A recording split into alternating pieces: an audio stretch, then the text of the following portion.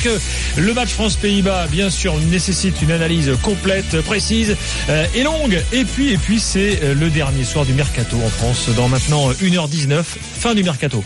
Donc on veut rien rater et on veut surtout tout analyser après minuit, donc pour concernant ce Mercato. L'after, l'émission qui dit tout ce que le monde du football pense tout bas avec Jérôme Bretagne. Ça va, Jérôme ? Bah oui, en pleine forme. Exactement, comme la France qui avait battu les Pays-Bas 4-0. Exactement. Daniel Riolo est là. Daniel, bonsoir. Salut les amis. Ça va ? Non mais on a un invité ce soir. On a Oussem Moussaïef qui est là. Il m'a fait pleurer de rire pendant ton sommaire. L'homme du Mercato. Alors, t'es là c'est jusqu'à... la première fois que tu viens là, toi ? Non, quand t'étais pas là, je t'en habitué. Oui, mais je veux dire avec les titulaires, tout Excuse-moi. ça. Ah ouais. Alors pendant que tu faisais le sommaire, il faut voir, tout ce que tu disais, il faisait... Je suis à fond dedans, je sais pas comment il était à fond. Je suis en feu là, j'ai les mails qui tombent, les appels, les textos, il y a tout qui tombe. Concentré, c'est incroyable. Il y a tout qui tombe, Daniel. Oussem, dès qu'il se passe un truc, tu viens nous voir avec la célèbre alerte Mercato de l'After qui existe. Paul, tu peux envoyer. Fais-moi 30 000. Voilà, c'est ça, l'alerte Mercato. T'as un truc là sous la main tout de suite ? Qui vient de tomber, non, mais je vous ai préparé club par club. Non, attends, tu fais pas club par club, tu regardes ça pour minuit. Bien sûr. Quel club est encore là ce soir à 22h42 à fond les ballons en train d'essayer de recruter un mec. Vends-nous du rêve là. En train d'essayer de recruter peut-être pas, mais en train de vendre peut-être le PSG avec Di Maria.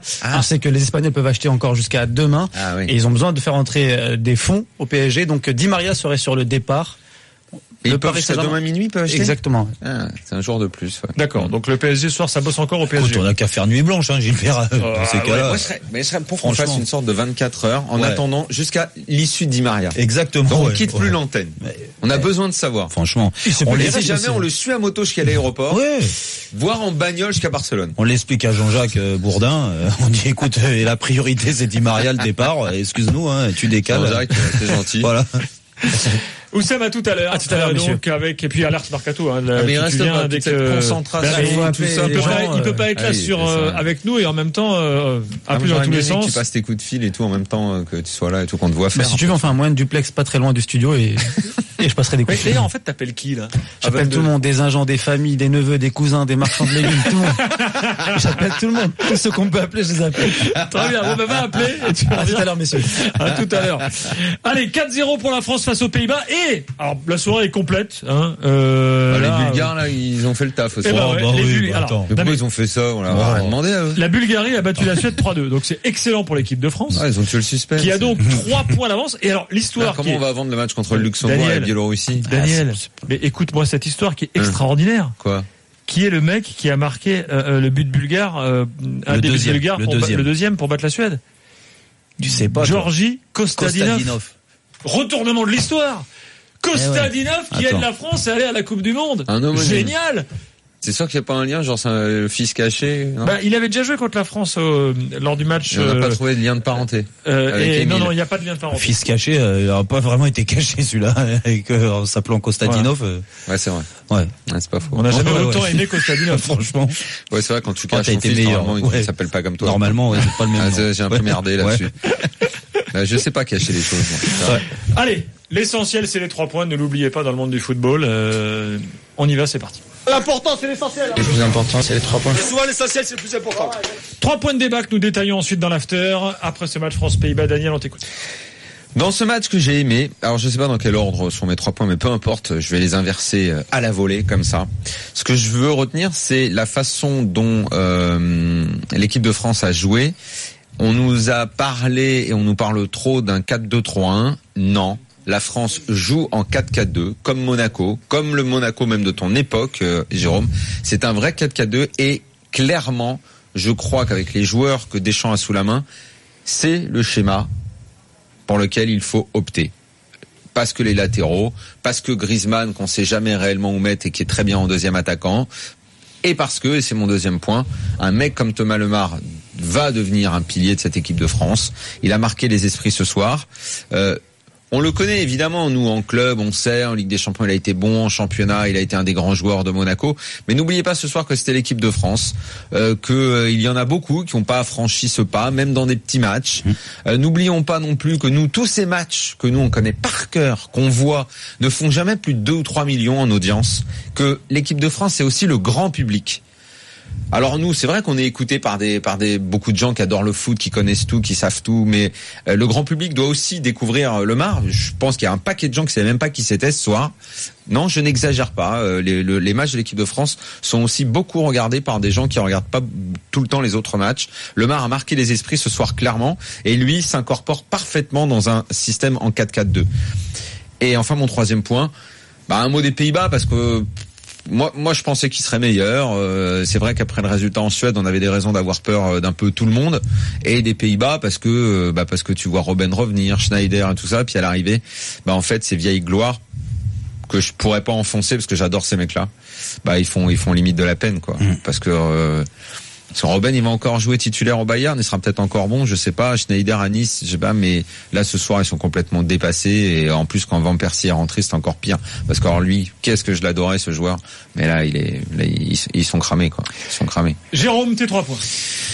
Alors le premier, j'ai mis belle soirée parce que en termes d'intensité, de spectacle, de but, le résultat et puis le résultat de la Bulgarie, je crois que c'est une soirée qu'on attendait, et ça s'est passé comme Didier Deschamps l'avait prédit. J'en suis persuadé que les poupées qu'il a pu envoyer aux Bulgares ont fonctionné encore une fois.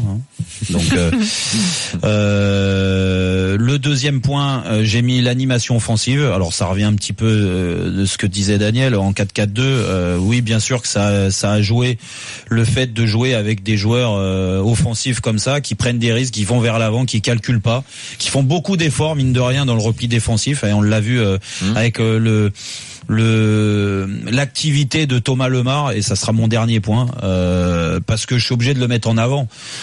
Sur le match qu'il fait, c'était lui le déclencheur de beaucoup de choses. Alors il a marqué, il a donné, mais à travers ses actions, beaucoup de volume, vraiment énormément de volume, parce que on dit ils ont joué en 4-4-2, mais lui n'a pas mangé la ligne. Lui est venu s'incorporer dans le milieu de terrain. Il sait faire beaucoup de choses. Exactement. Et franchement, il m'a même surpris de ce côté-là, parce que je le vois faire des choses avec Monaco qui sont très bonnes, et comme tu le dis très justement, t'as le niveau à Monaco en club qui est exceptionnel pour Thomas déjà en l'espace de 2 ans. Parce que tu joues toujours dans la même équipe, avec des automatismes. C'est pas si évident que ça d'aller en équipe nationale. On croit que t'es super fort en club. Non, parce que tu joues pas avec les mêmes mecs. C'est un autre contexte. Et tu sais, cette discussion-là, je l'avais tout à l'heure dans Team Dugas. Je disais que on attend que Griezmann soit un leader d'équipe. Alors il l'a été sur le premier but. On attend que dans la difficulté, il a même été globalement sur le match, parce qu'on voit qu'il a pas tellement les jambes. Enfin, il peut avoir des jambes meilleures, mais déjà il fait un gros match. Ouais, exactement. Même en manque de rythme, il s'est donné. Je mettais ça en avant sur le fait que les leaders techniques de Didier Deschamps, ce qu'il a choisi, alors après ça le regarde, mais un Paul Pogba, un Griezmann, un Payet quand il était là, ont été insuffisants souvent quand l'équipe de France n'était pas bien. Et ces joueurs-là, c'est à eux aussi de mettre dans le bon rythme, et surtout dans le bon sens l'équipe de France. Et Thomas Lemar, pour finir, a été un des leaders techniques ce soir, et c'est bien au niveau international, parce que moi je dis chapeau, parce que je l'ai vécu aussi. C'est pas parce que tu es très bien dans ton club, que tu fais des super matchs en Champions League, que tu es obligé de t'imposer en équipe de France. Il y en a qui arrivent pas, et lui il a eu au moins son match référence assez tôt dans sa carrière. Mes 3 points, moi je vous l'annonce en avant-première, c'est mon premier point, on y est. On y est. On y est. Toi, ça y est, toi, tu tombes dans l'excès. Oui, si, on y est. Je vais vous expliquer pourquoi dans quelques instants. Du monde y est. Je sais pas ce qui va t'arriver là maintenant. On y est. Et merci Kostadinov. Je vais vous expliquer pourquoi dans quelques instants. Là, vu ce qui s'est passé ce soir. Deuxième point, j'ai mis vas-y Dédé. En fait, c'est une façon différente de rejoindre. Je suis totalement d'accord avec Daniel. C'est que là, ce soir, t'as un schéma. Franchement, alors après tu vas me dire, ok, ça a fonctionné. Les redoublements, les trucs. Lemar fait un match exceptionnel. Coman aussi fait un bon match. Donc voilà, là il y a un système qui est top, qui fonctionne à merveille. C'est pas que le système. Potentiel. Pour compléter ce que tu dis, il y a les joueurs. Voilà. Quand t'as ces joueurs-là, la liste est longue. Maintenant, faut y aller. Faut jouer. Tu les as, les mecs, exactement. Pour jouer. Donc, vas-y, Dédé. Voilà, c'est ça. Je suis d'accord avec ça, ouais. Et puis, naufrage hollandais, parce que eux, franchement, ils sont mal, hein. Ils font rentrer tous leurs vieux à la fin. J'ai cru qu'ils allaient faire rentrer Richcard à un moment, mais, non, ils ont essayé. Gullit est parti s'échauffer. Il est parti s'échauffer, mais je me suis dit, il va mettre un maillot. Ah non, mais tu l'as vu à l'échauffement, il est parti, il a fait un aller-retour, il boitait, il est revenu, il a dit, bon, c'est bon, Alors, juste, pourquoi on y est? Parce qu'il faut quand même faire un point sur ce qui va se passer maintenant. La France a 3 points d'avance sur la Suède. Le calendrier de la France est le suivant. Il y a France-Luxembourg, donc dimanche, 3 points. On est d'accord? Oui, ça ne fait pas un excès de confiance en disant ça, non. Derrière, il y a Bulgarie-France. Attention à ce Bulgarie-France, parce que les Bulgares ont gagné pour l'instant tous leurs matchs à domicile. 4 matchs, 4 victoires. Ok. Et derrière, dernier match, France-Biélorussie. Mais, il faut regarder les autres rencontres. T'as tes 3 points d'avance, donc ça veut dire quoi? Imagine, tu vas perdre en Bulgarie. Tu vas prendre 6 points. Tu vas prendre 6 points sur 9 si tu perds en Bulgarie. Tu gagnes la Biélorussie, tu vas le Luxembourg. Et donc? Attends, parce que les autres, ils se bouffent entre eux. Mais qu'est-ce qu'ils se bouffent entre eux? Les Suédois, ils gagnent les 3 matchs. Les Suédois, ils gagnent tous leurs matchs. Et tu perds en Bulgarie. Sauf que les Suédois, ils vont en Biélorussie. Ah oui. Les Suédois, ils vont au dernier match aux Pays-Bas. Ouais. Des Pays-Bas éliminés. Et les Pays-Bas, ils sont pas morts. Ah bah si, ils sont morts les Pays-Bas. Les Pays-Bas sont pas morts. Ouais, les Pays-Bas sont pas morts. Pourquoi? Parce qu'ils reçoivent les Bulgares, qui vont peut-être battre là dans quelques jours. Et après, qu'est-ce qu'ils font? Ils vont en Biélorussie, ils reçoivent les Suédois. Moi, je vous le dis, là, je vois pas comment c'est. Non mais on est donc, impossible le seul truc qui fait que ce soit qu'on puisse pas dire c'est complètement fait, c'est le cas où tu prends que 6 points sur tes 9 avec et que les Suédois gagnent tous leurs matchs. Voilà. C'est là t'es deuxième. Voilà. Et que tu sois meilleur deuxième. Barrage encore. T'es pas non, troisième. mais c'est pour savoir. Non, mais le seul truc un peu galère, c'est ce match en Bulgarie. Mais après, bon voilà. Et puis on. C'est quoi l'autre match, t'as dit? C'est Luxembourg et Biélorussie, nous, à domicile. Le dernier. Ouais. Mais c'est vrai qu'en plus de ça, l'avantage, c'est que les Bulgares, c'est donc le match après le Luxembourg. On va en Bulgarie, donc on sera pas encore qualifié et l'équipe de France sera concernée. Et quand tu vois une équipe de France avec autant d'envie et de qualité, comme elle l'a été ce soir et qu'elle le sera certainement dimanche aussi, franchement, même si les Bulgares ont gagné les 4 matchs, on est largement favoris sur ce match encore en Bulgarie. Donc stop. Alerte mercato. Oussem est de retour, messieurs dames. Oussem, tu devais revenir à minuit, t'arrives maintenant. Je sais que je vous ai manqué, les gars. J'ai appelé quelqu'un là qui m'a donné une info qui concerne Lorient, Ligue 2, et ça parle de Majid Waris. Majid Waris qui a une offre de Burnley de 10 millions plus des bonus. Lorient en demande 12. Quand même beaucoup, quand même. Donc Waris va quitter Lorient. Alors il arrive. C'est quand même beaucoup. J'ai une info. Lorient. Ah ouais.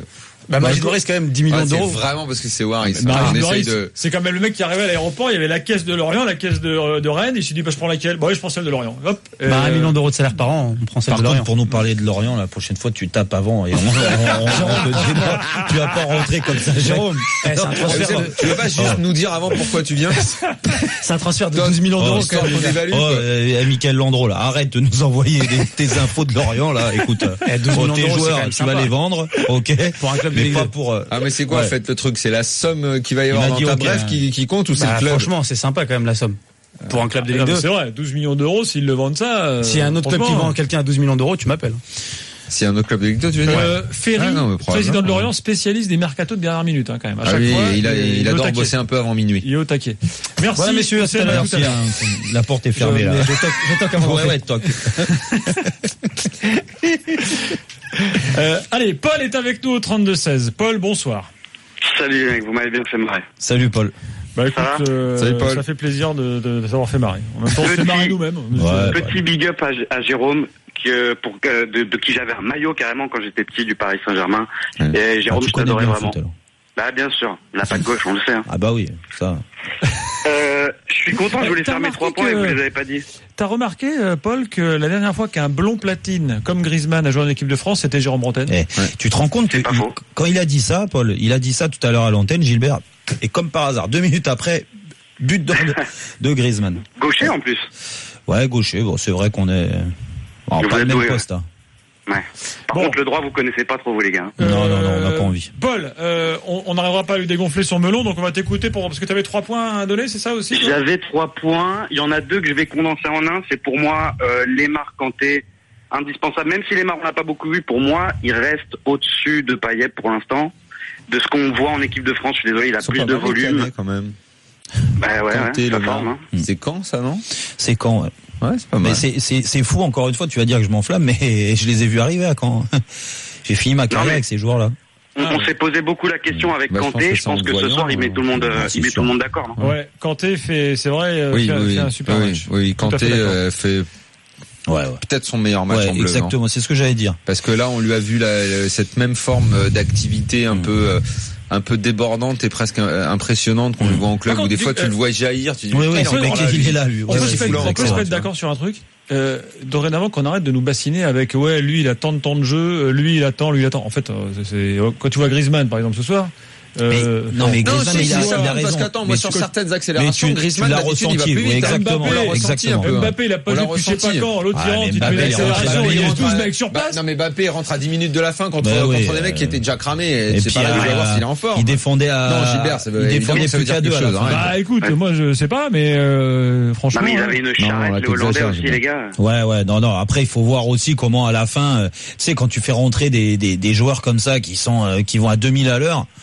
D'ailleurs, sur 20 minutes, c'est assez simple pour eux. On va pas retenir. Bien sûr que l'entrée elle est intéressante de Mbappé, de Lacazette, ces joueurs-là. Moi, je tire mon chapeau parce que il faut même dans une bonne période, il faut toujours avoir envie de faire mal. Et ils l'ont fait, mais ils sont tombés quand même sur des joueurs néerlandais qui avaient rendu les armes en deuxième mi-temps. Paul, ton troisième point, c'est quoi?